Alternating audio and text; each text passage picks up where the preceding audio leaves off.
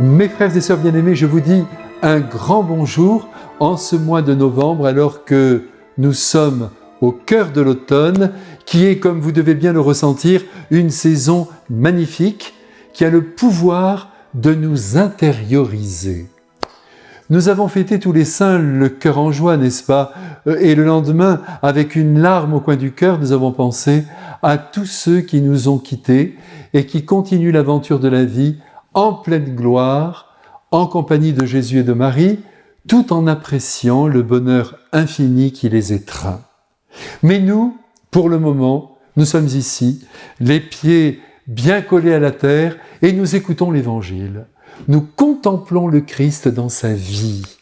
Mais quelle grâce dans ses actes, afin de nous bonifier, de nous transformer, de manière à enlever de notre cœur tout ce qui vient nous enlaidir.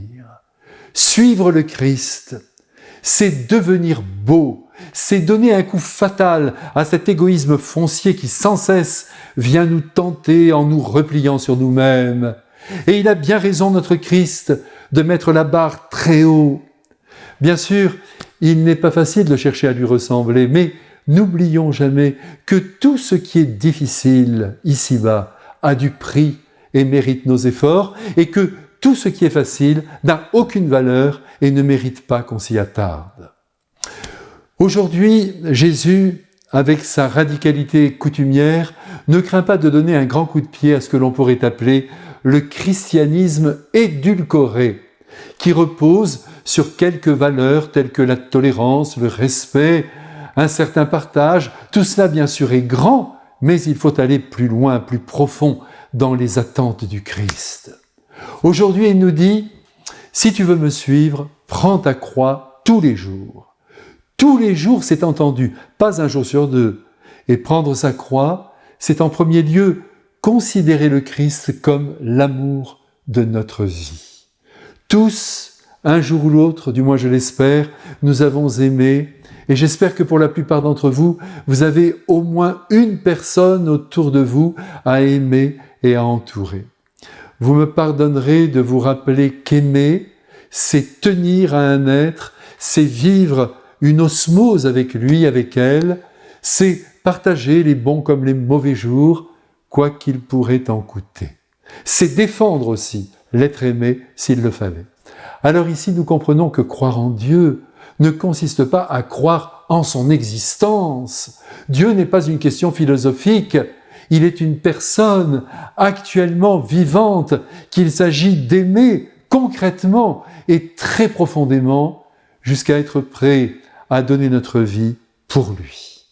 Et donner sa vie, ce n'est pas simplement recevoir un coup de couteau ou de fusil, parce qu'on nous demanderait de rendre compte de notre foi. Non, c'est vivre tous les jours sous la lumière intense de l'Évangile.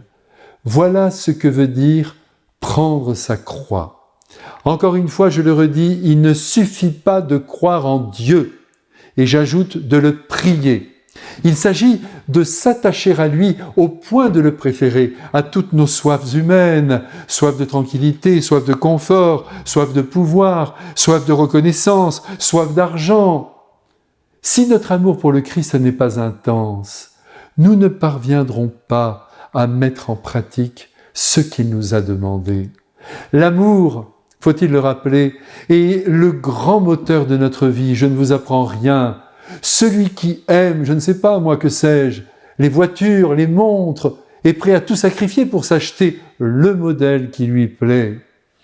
Aussi, qui aime le Christ doit être prêt à tout sacrifier pour lui, comme une mère de famille qui aime ses enfants est toujours prête à sacrifier pour eux, et son temps, et son argent, et même sa santé. Un jour, Jésus s'est écrié en regardant la foule, « Voici ma mère et mes frères, ce sont ceux qui font la volonté de mon Père. » Nous devons donc devenir, vous et moi, la mère du Christ. Aussi, la conclusion est logique. Quand nous n'arrivons pas à respecter les consignes évangéliques et à aimer avec une certaine démesure, voyez, je suis gentil, une certaine démesure, c'est le signe que nous n'aimons pas vraiment le Christ. Alors commençons à l'aimer vraiment. Je vous bénis de sa part. Amen.